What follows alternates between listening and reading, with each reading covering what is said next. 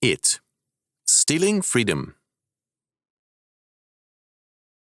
Thus far, our analysis of the 8th law word has dealt essentially with matters pertaining to property and restitution.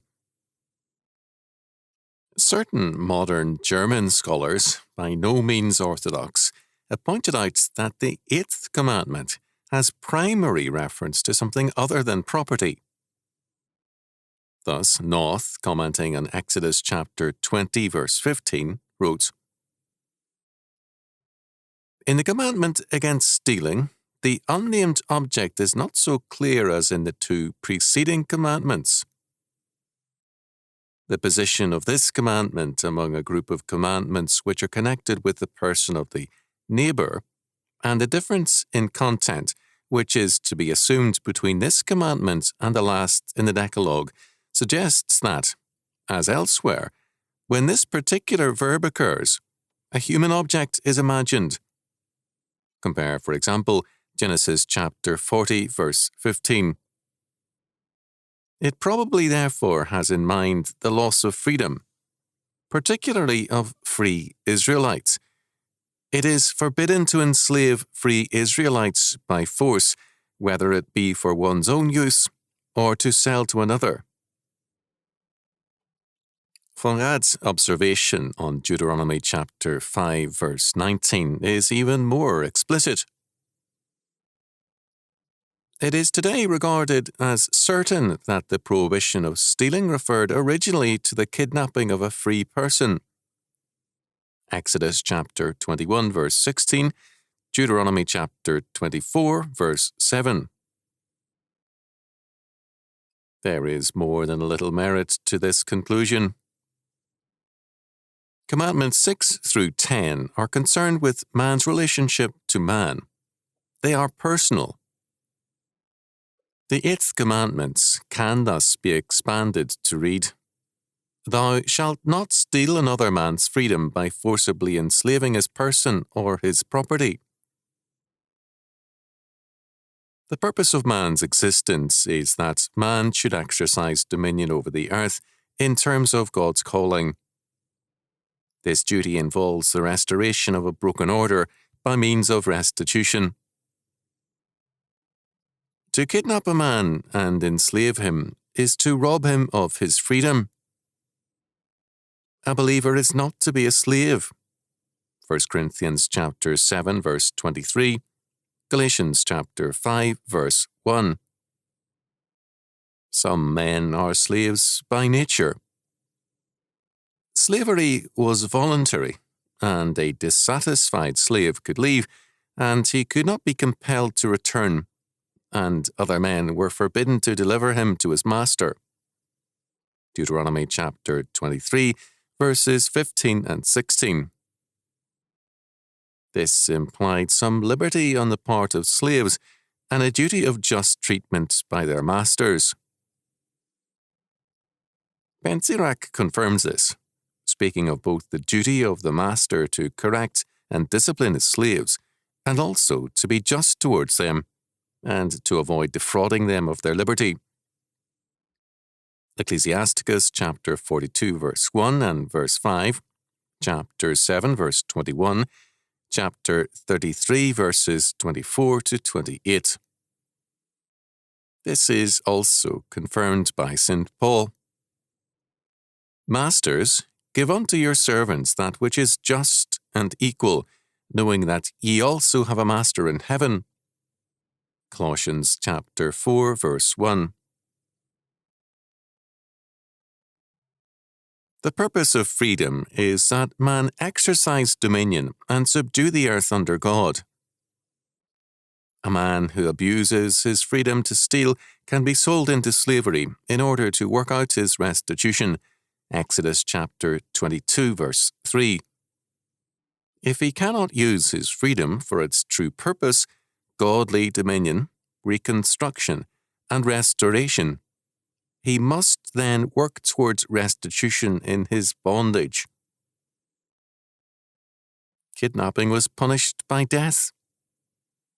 Its purpose was usually to sell a person as a slave in another country, where forcible slavery was the rule. In any case, whatever the purpose of kidnapping, this theft of a man's freedom was punished by death. The law specifically calls the kidnapper a thief. And he that stealeth a man and selleth him, or if he be found in his hand, he shall surely be put to death. Exodus chapter 21, verse 16. If a man be found stealing any of his brethren of the children of Israel, and maketh merchandise of him, or selleth him, then that thief shall die, and thou shalt put evil away from among you. Deuteronomy chapter 24, verse 7. Certain things clearly appear in these two laws. First, Exodus chapter 21, verse 16, forbade the kidnapping of any man, whether Israelite or foreigner, whereas Deuteronomy chapter 24, verse 7, forbade the kidnapping of Israelites. The kidnapped Israelites would almost surely be sold abroad, and this second crime would be more difficult to detect, since care would be taken to put some distance between the enforced slave's new home and his homeland, lest the slave as a runaway expose the kidnappers. Second, the selling of slaves was forbidden. Since Israelites were voluntary slaves, and since not even a foreign slave could be compelled to return to his master, Deuteronomy chapter 23, verses 15 and 16, slavery was on a different basis under the law than in non-biblical cultures. The slave was a member of the household with rights therein. A slave market could not exist in Israel. The slave who was working out a restitution for thefts had no incentive to escape, for to do so would make him an incorrigible criminal and liable to death. Third, the death penalty is mandatory for kidnapping. No discretion is allowed the court. To rob a man of his freedom requires death. The law does not have reference to wartime captives, however.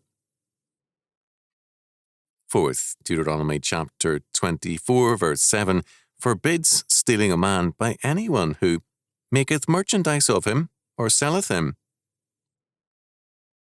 The American Revised Version marginal reading is chattel for merchandise, and Young's literal translation reads, hath tyrannized over him. The meaning is cruelty or cruel dealing. It refers to a depersonalized, brutal treatment of man. Man must be treated as a man at all times. The penalties he suffers must be deserved penalties as a man, not penalties intended to degrade or destroy him as a man. The woman war captive had very specific rights under the law. Deuteronomy chapter 21, verses 10 to 14. This relationship is strictly circumscribed by the law, as are all other relationships. Reilarsdam states that the Code of Hammurabi had a similar protection against kidnapping.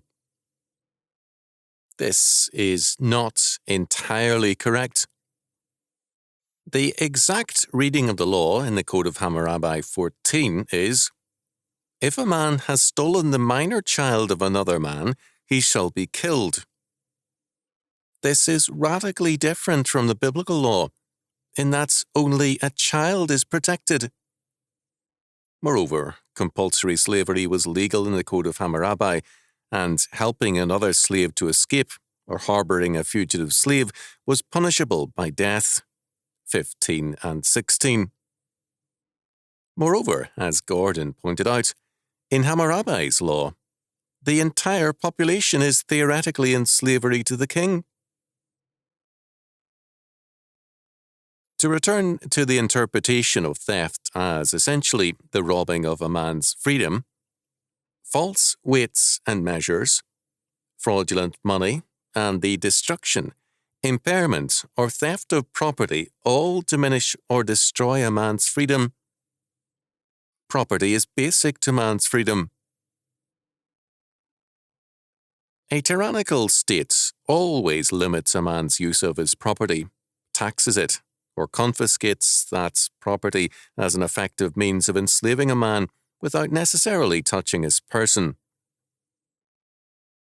The interpretation of North and von Rad, instead of altering the traditional interpretations of the 8th Commandment, rather reinforced them, in that theft is seen as more than the lawless seizure or destruction of property. It is, at the same time, an assault on a man's freedom. Neither the state nor any individual has any right to transgress this law. The state does transgress this law not only by acts of confiscation, manipulation of money, and by taxation, but also by any and every undercutting of biblical faith and education. State-supported and controlled education is theft, not only in its taxation plan, but also by virtue of its destruction of public character, so that a godly society is turned into a thieves' market. The 1860s in the United States saw a decline of Christian faith, a rise of statist education, and the birth of social Darwinism. On Wall Street, Drew, Fisk, Gold, and other men manipulated the market and corporations with radical contempt for morality. All the same, there was then still enough biblical morality in the people at large to make possible some surprising evidences of public character.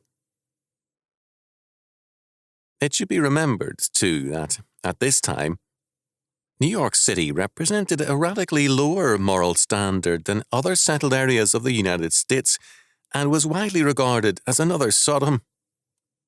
All the same, Sobel reports on the public morality of the day on Wall Street in the 1860s. This type of integrity might be illustrated by noting that the robberies of gold which had led to the formation of the Exchange Bank came to an end, and the honour of the street returned. By the late 1860s, gold was transported openly, carried by messengers in heavy canvas bags. From time to time, one of the bags would burst, and its contents, usually $5,000 in coin, would scatter in the street. The custom on these occasions was for a crowd to form a circle around the area, not moving until the messenger had picked up all the coins. Anyone who stooped to take a gold piece would receive a boot in the rear. The problems of law and order in 19th century New York were serious, unusual, and critical. But, because of a national basis of character, a measure of public integrity could be established, as this incident witnesses. The same would not be true today. It would be impossible to carry sacks of gold openly and regularly on Wall Street or elsewhere, and a broken bag would be usually beyond recovery. The loss of public character robs every godly man of considerable peace and security. This theft is chargeable against the state and its anti-Christian schools. During the law-abiding time of Israel's history, houses lacked doors. A curtain was hung in place of a door. Pagan dwellings in surrounding areas had heavy doors, sometimes of stone, carefully fitted into the stone wall as a necessary protection against other men. This difference, discovered by archaeological work, is a striking one. When morality was prevalent, men at peace with their neighbours, and the law obeyed and enforced, the purpose of a door was merely to ensure privacy, and a curtain, in a moderate climate, was sufficient.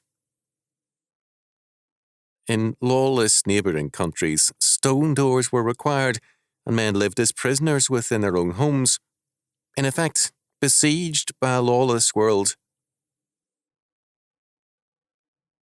The same lawless siege living condition again prevails.